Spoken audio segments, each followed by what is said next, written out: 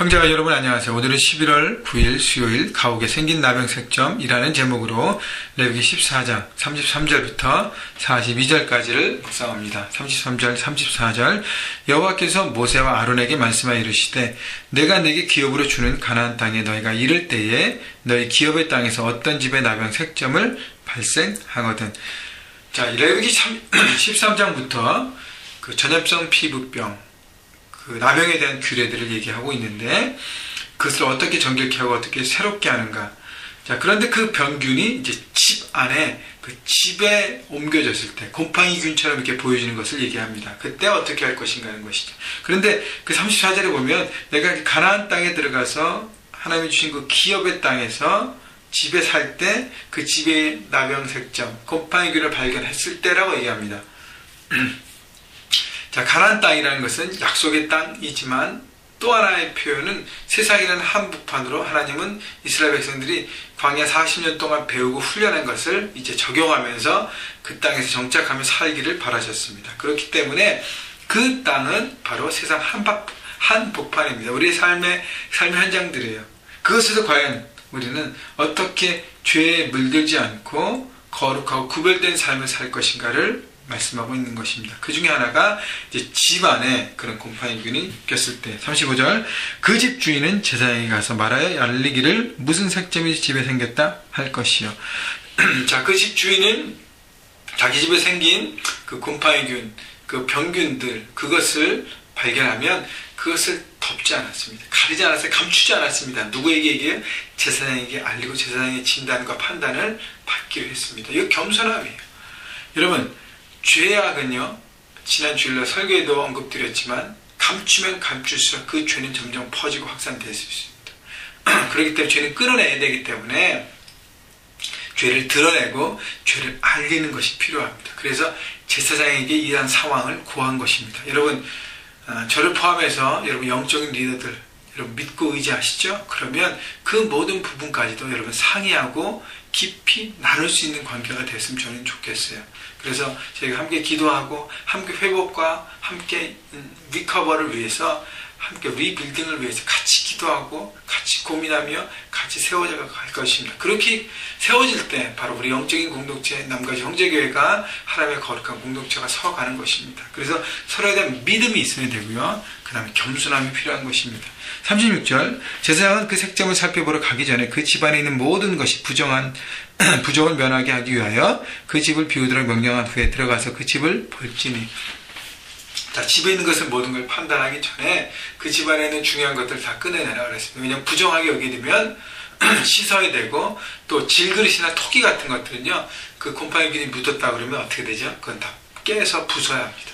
그렇기 때문에 집안에 손실이 있기 때문에 그 모든 것들을 잘 보호하기 위해서 제사장은 영적인 지혜를 발휘한 것입니다. 여러분, 그래서요 우리가 영적으로 하나됨이 필요한 것이에요. 겸손함으로 제사장을 의지하고 제사장은 백성들을 사랑하기 때문에 최소한의 피해가 가게 하면서 그 모든 중요한 부분들, 특히 죄악에 대한 부분들을 정결하는 방법들을 제시하고 그것을 해결하는 것이죠. 37절 그 색점을 볼 때에 그 집에 푸르거나 붉은 무늬의 색점이 있어 벽보다 우묵하면 제사장은 그 집 문으로 나와 그 집을 1회 동안 폐쇄하였다가 39절 1회 만에 가서 살펴볼 것이요 그 색점이 벽에 퍼졌으면 자 7일 동안 그러니까 판단하고 문제가 있다고 생각하면 7일 동안 그 집을 폐쇄했습니다.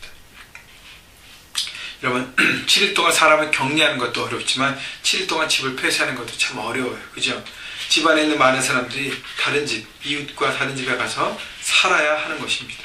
7일 동안 폐쇄한 이유는요 그 사람들에게 힘들고 버겁고 정말 안타까운 일이지만 중요한 것은 그 집을 정결케 하고 구별하고 새롭게 하는 그 과정이 필요하기 때문에 그 집 하나에 끝나지 않잖아요. 그죠? 이웃집 공동체로 다 퍼져갈 수 있는 것을 막기 위한 제사장의 결단인 것입니다. 철저한 조사와 진단을 위해서 해결책을 위해서 39절 1회 만에 또 가서 살펴볼 것이요 그 색점이 벽에 퍼졌으면 7일 만에 가서 봤는데 그 죄악된 모습이 계속 퍼져가면 40절 그는 명령할 색점 있는 돌을 빼내어 성 밖 부정한 곳에 버리게 하고 색점 있는 돌이란 뭐예요? 죄의 모습이 있는 그 모든 것들을 이제는 끊어내야 한다는 것이죠.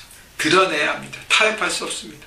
그것이 거기에 박혀 있는 한 죄악은 계속적으로 퍼졌기 때문에 뽑아내야 합니다.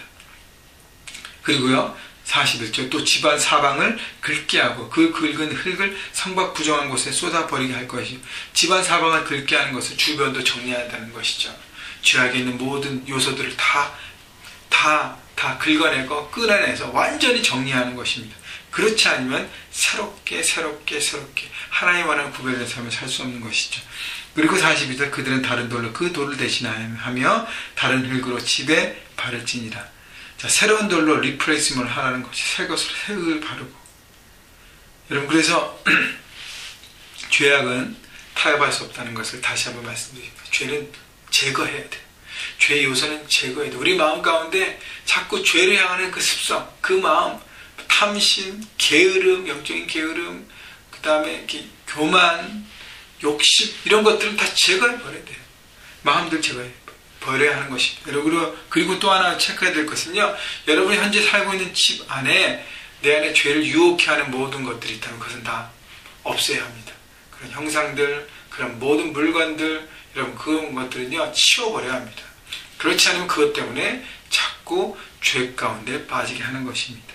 여러분, 그래서요, 꼭 이사가뿐 아니라 집안을 잘 정리정돈하는 것도 필요합니다. 왜냐하면 정리가 안 됐으면 사람이 게을르게 되고 자꾸만 더 더러워지고 지저분하게 되는 것이죠. 그래서 정리정돈도 잘 필요한 것입니다. 그래서 죄의 습관, 유혹의 것들을 제거할 수 있게끔 청결하고 정리정돈하는 삶이 필요한 것이죠. 그래서 여러분 삶에 어떤 것이 내가 좀 이렇게 흐트러져 있는가를 바라보시고 정리정돈하는 하루가 됐으면 좋겠어요.